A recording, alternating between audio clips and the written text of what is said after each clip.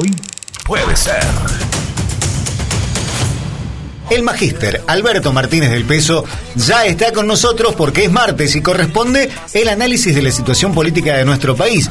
Y bueno, ¿sabemos cuál es uno de los temas más candentes del momento? Estamos hablando de lo que ha sucedido en el día de ayer. Nuestro presidente Javier Milei ha vetado la ley de la movilidad jubilatoria y por lo cual también inmediatamente ha sido denunciado por incumplimiento de los deberes de funcionario público por parte de una abogada en Buenos Aires, y es un caso que está en trámite porque también entraría quien está a cargo del PAMI. Pero además vamos a hablar con él acerca de la Corte Suprema y qué está sucediendo ahí en el medio de toda esta crisis que vivimos a nivel país. ¿Cómo estás, Alberto? Bienvenido. ¿Qué tal? Buen día. Me acomodo la corbata, me la saco de la frente. Claro, por favor, bájese esa corbata que le queda ahí. Y nos ponemos serios. Terminó el carnaval carioca. Y ahora, no sé.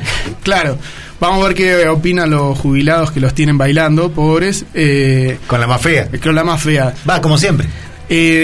A ver, un poco de contexto. Ya hemos hablado en esta columna, hemos acercado algunas definiciones en relación a que si tomamos en consideración que el gobierno es el que administra el Estado, el legislativo y el judicial también gobiernan el país. ¿Por qué? Porque en general, en lo que nosotros consideramos, manejamos en lo cotidiano, nuestro sentido común, pareciera ser que el gobierno es el ejecutivo solamente y en la figura del presidente. Bueno, eso está reforzado por lo que pasó ayer, que se vetó una nueva fórmula de los jubilados. Todos los años o cada 2x3 se pone en discusión de cuál es la fórmula que establece el incremento de los jubilados, ¿no? Esta vez lo que se hacía era ajustarlo por inflación, se trataba de ajustarlo también a los salarios y un incremento que compensara.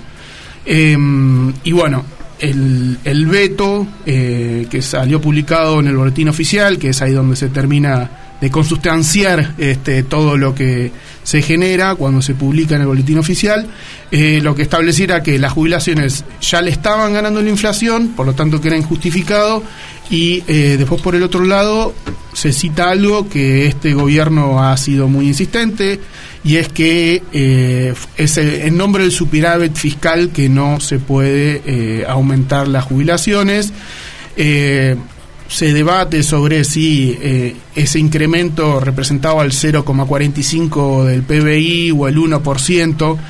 Bueno, ahí es una interesante discusión el de si en nombre del superávit fiscal los jubilados tienen que ser quienes queden postergados en su actualización, porque recordemos que lo que estamos discutiendo es que no pierdan frente a la inflación o que estén anclados en algo que supere la inflación. Entonces, lo que queda claro es que la decisión política que tomó este gobierno es que los jubilados no le ganen a la inflación. Y los ha dejado casi completamente desprotegidos en este contexto, por eso hablábamos de que había sido denunciado finalmente por incumplimiento de los deberes de funcionario público. Pero todo esto, había algo más que quería agregar, porque él habla de esto del superávit fiscal, habla de que uno no va a poder llegar a cubrir las expectativas de gobierno, la planificación financiera, etcétera, etcétera, pero por decreto eliminó el acceso a información del gobierno, algo que es inconstitucional. Sí, bueno, por eso ya en este estilo de gobierno que está ocurriendo en este clima de época a nivel internacional, donde se informan cuestiones de gobierno a través de X, ¿no?, de redes sociales, en donde se generó la oficina del presidente. No solamente a través de X, sino a través de Twitch. También de Twitch. Hay que reconocer que es muy hábil la comunicación, porque al ser tan difusa es difícil de que un tema quede anclado y no sea tapado por otro, y entonces el gobierno es muy hábil en generar su propia agenda. Y en esto, si me permites destacarlo como comunicadora, más que hábil en generar su propia agenda mediática, son muy hábiles en la propaganda política y también en desviar la atención de forma propagandística hacia los objetivos que ellos quieren, que a veces son desopilantes.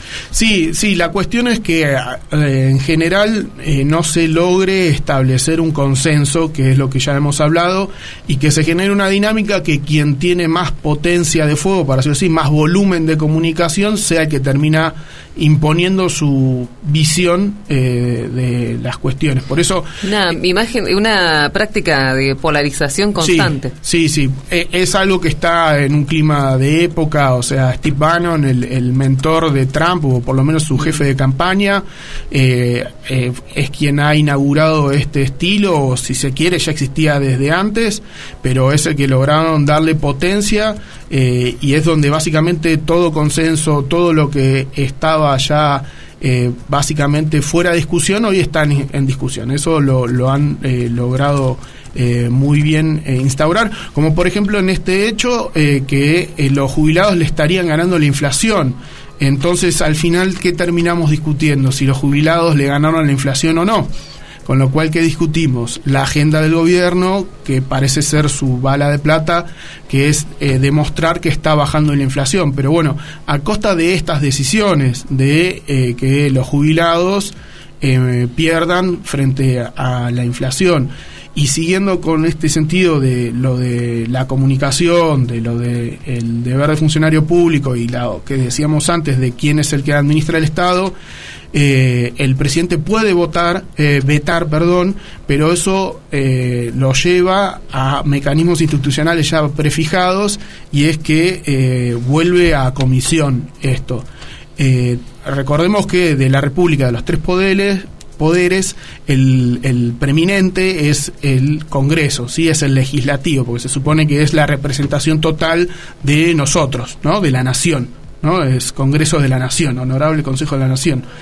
Entonces, todavía este juego institucional, por suerte, continúa, pero ahí lo empezamos a vincular con el otro tema, que es la Corte Suprema.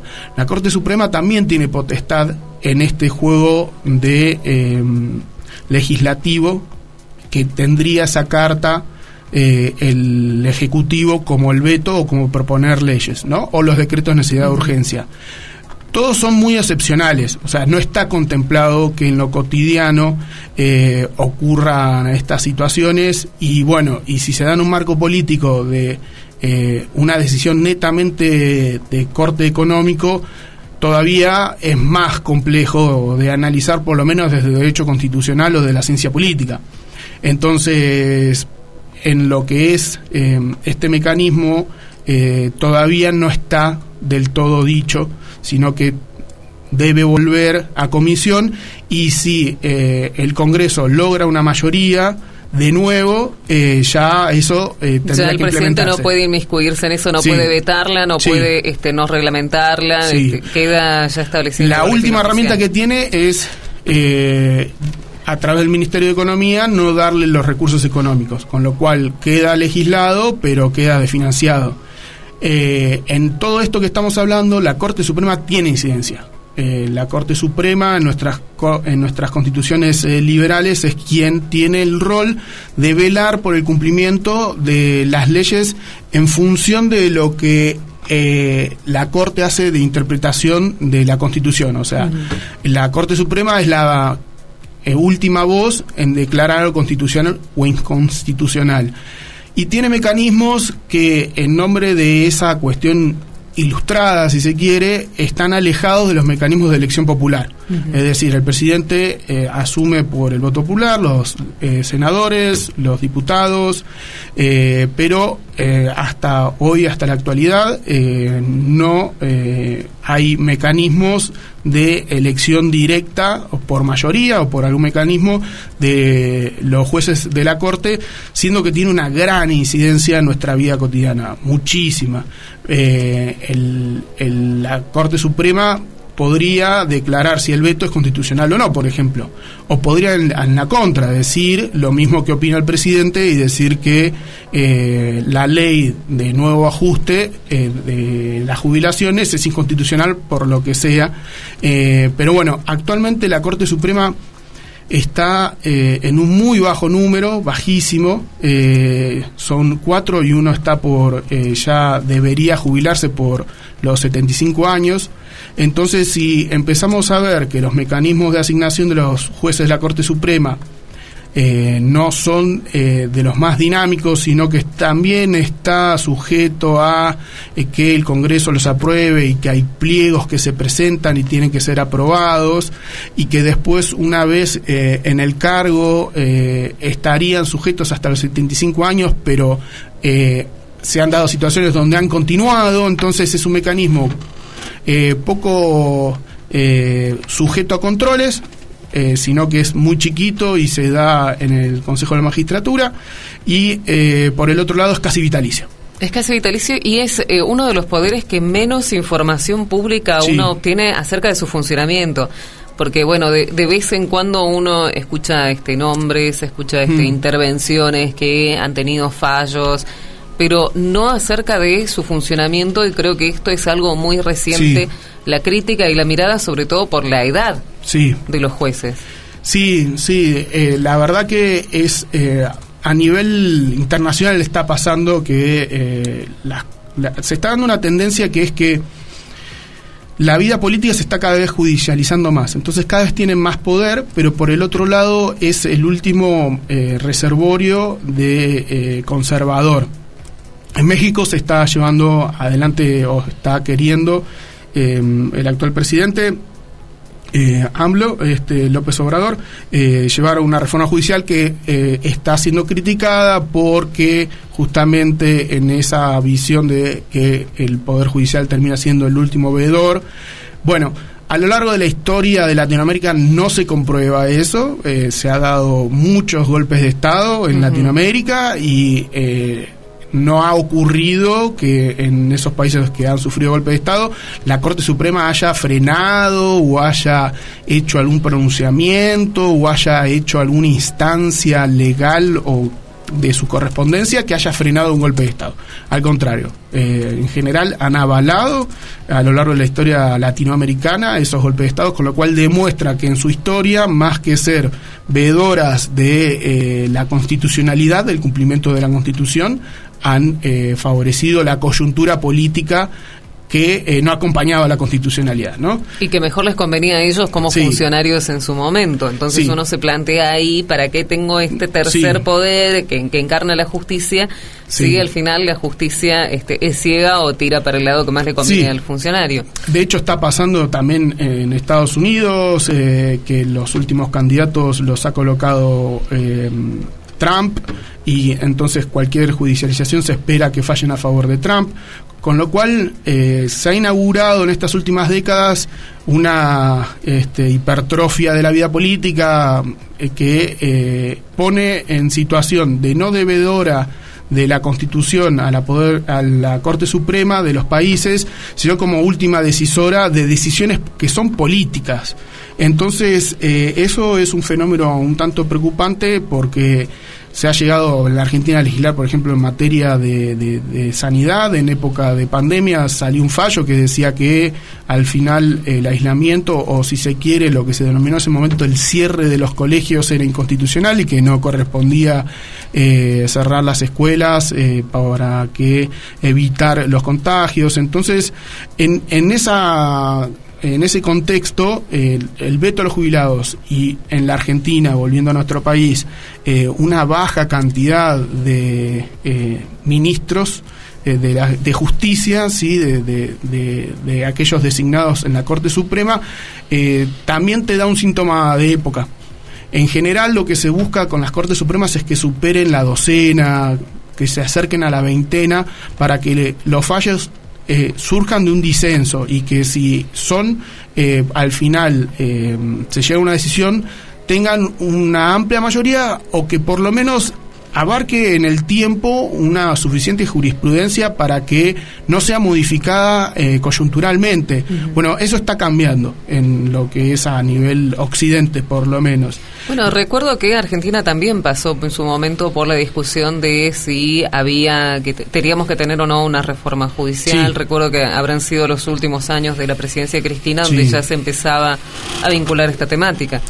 Sí, por eso, en general, las reformas o los pedidos de reforma o quien ha impulsado es en una coyuntura en donde el Ejecutivo acumuló poder. Y es en ese sentido donde se ha tratado de modificar lo que es un poder que tiene ciertos resabios del feudalismo, o sea, si se quiere de la nobleza, porque termina siendo un poder que está básicamente personificado en apellidos de tradición judicial, en general son de alta alcurnia, o sea, de apellidos que tienen que ver con también posiciones económicas acomodadas. Eso ocurre básicamente en toda Latinoamérica y también en otros países anglosajones.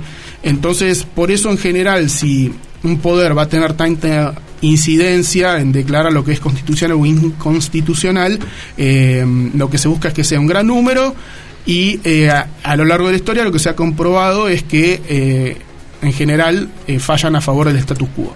Entonces, la Argentina en la actualidad no se dio esa reforma, ¿no? En el pasado inmediato, y que presente tenemos hoy que se están discutiendo dos pliegos de dos postulaciones para la Corte Suprema, que es el juez Lijo y García Mansilla, ¿sí? Es lo que se está discutiendo.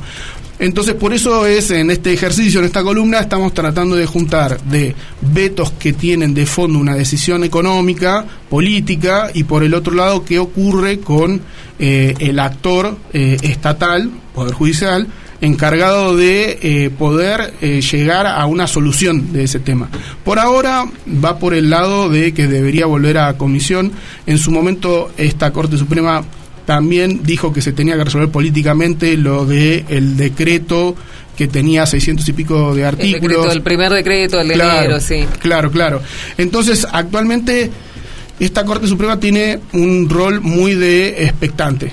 Y se está trabajando en que se amplíe, pero poco. O sea, se está proponiendo dos candidatos donde se supone que lo que se trata es de agregar a uno y ya buscar el reemplazante para quien se vendría a tener que jubilar, que retirar de la función. También otra crítica que se hace a estas dos postulaciones es la falta de equidad o paridad de género que tendrían que contemplar este tipo de organismos o instituciones a nivel nacional, porque recordemos que la jueza anterior ya también, superando los 75 años, la jubilaron. Sí, se jubiló.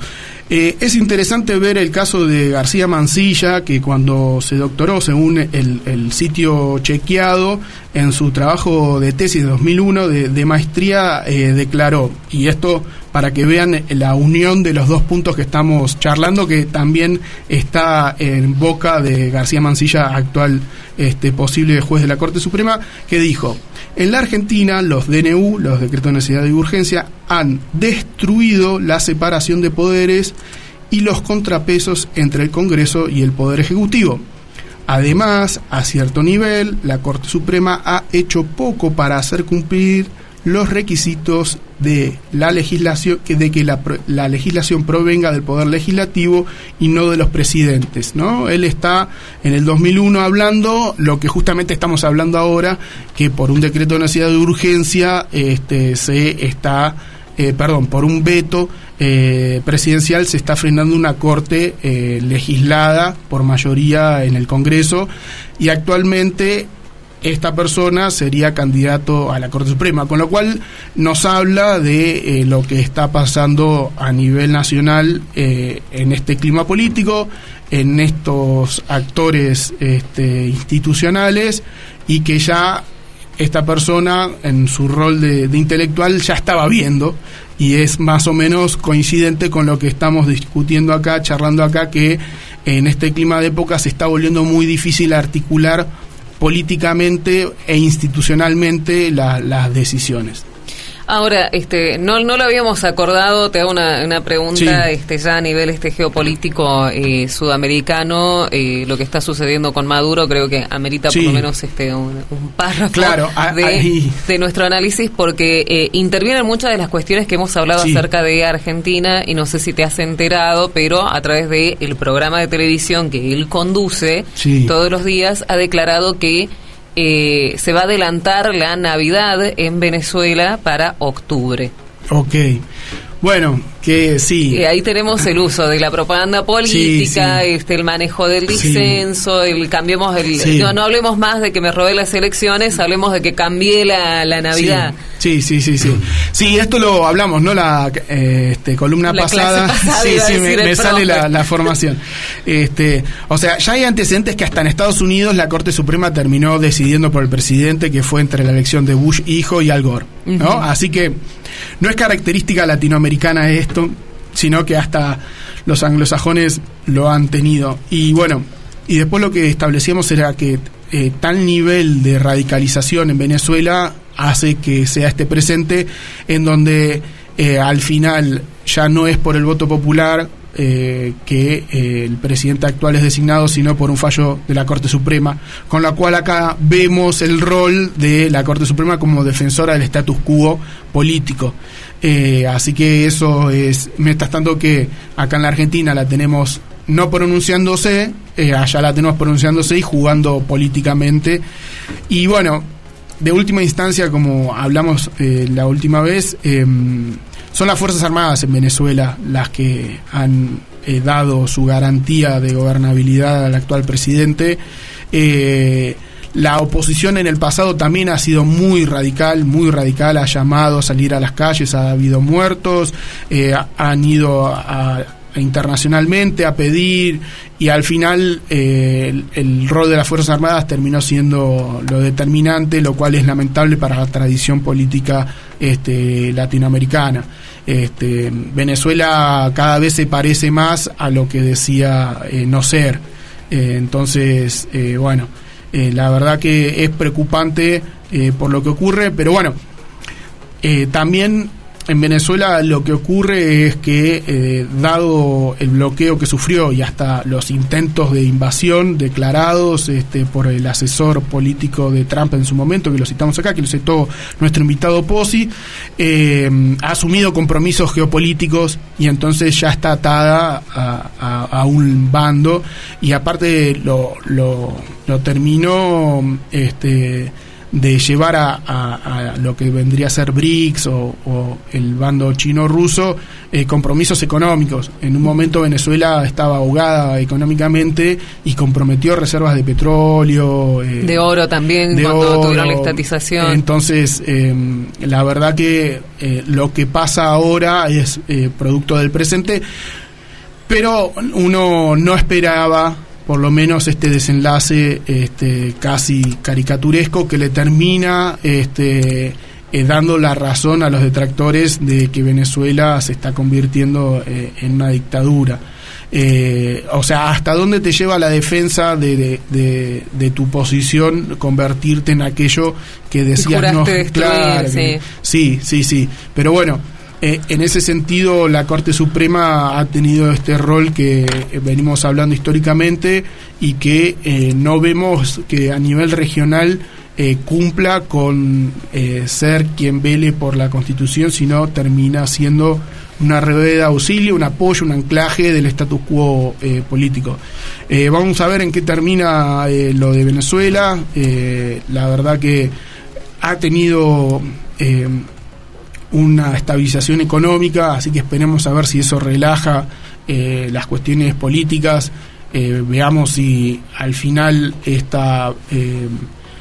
autoritarismo termina siendo en realidad solamente producto del acoso y el asedio, y si, dado que se acomoda la situación, se abre institucionalmente, o si termina de constituirse como ya una pieza antidemocrática, por lo menos. Porque eso sería después Porque importante. todavía no está constituido como antidemocrático Venezuela. No, pregunto. Porque yo te escucho, sí, pero gracias. por ahí hay algunas cositas donde digo, ay, qué ganas de comentar algo, pero bueno. Sí, o sea, hace muy poco fueron las elecciones y se están pidiendo, Brasil hasta el último momento está pidiendo que se vuelvan a hacer. Si no ocurre nada y termina pasando lo que el gobierno tiene como intenciones de... Ya está, no se habla más de las elecciones como marcaba Tamara y sí. Y sí, porque también se ha pedido, tiene un pedido de captura, Eso Urrutia, mismo, justamente. que era el candidato Sí. que ha salido ganador, Sí. porque es lo que decían los últimos informes, y nadie sabe dónde está, Sí. porque obviamente está siendo protegido. A mí lo que me llama la atención y lo que quisiera que discutiéramos en alguna de las próximas columnas, cuando ya se empiece a resolver o a estabilizar la situación de Venezuela y podemos ya hablar en concreto, es qué va a pasar con el eje regional Latinoamérica, porque se enfrentarían a un enemigo bastante importante, que sería Venezuela, donde ya tenemos los países latinoamericanos declarados en contra de la autoproclamación de Maduro, y Brasil, que yo creo que por cuestiones estratégicas y de fronteras se proclama como un gris, o sea, no vuelvan a hacer las elecciones y ahí intervenimos todos para ver cuáles son los reales resultados. Sí. Que ya habíamos intervenido, ya había veedores internacionales. Sí. Igualmente ganó Maduro, dice Maduro. Sí, en las elecciones anteriores que siempre ganó el chavismo, la Fundación Jimmy Carter reconoció que, y aún así la oposición no lo había reconocido. O sea, yo lo que quiero marcar es que esto es producto de un proceso. Sí, Exacto, eso está sí, claro, sí. pero digamos como que ya fue mucho esta vez. Sí, esta vez la Fundación Jimmy Carter, que era como el último anclaje institucional, dijo que no podía dar. Pero a Maduro un pajarito le dijo que ganó. Claro, sí. Así sí, que sí. bueno. Y puede adelantar la Navidad porque Claro, es el poder veámosle el lado positivo. ¿Por qué no apoyamos a los hermanos venezolanos y vamos, no sé con qué dinero, ¿no? Pero vamos de vacaciones a Venezuela y festejamos la Navidad en Venezuela. Después volvemos Ahora y festejamos en la octubre. Navidad en Eso, el resto escuchando del mundo. Chechereré. Claro. Sí, o podemos buscar algún venezolano que también tenga Listo. que tenga alguna musiquita, pero bueno, la verdad parece mentira, parece joda, pero es cierto. Y bueno, para analizarlo, lo recibimos cada martes a nuestro profe de cabecera. Alberto, gracias y será hasta el próximo martes. Igualmente, gracias a ustedes.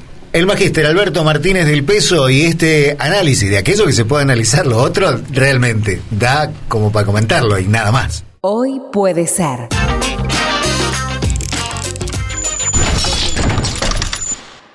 Porque lo que traiga el día depende de vos.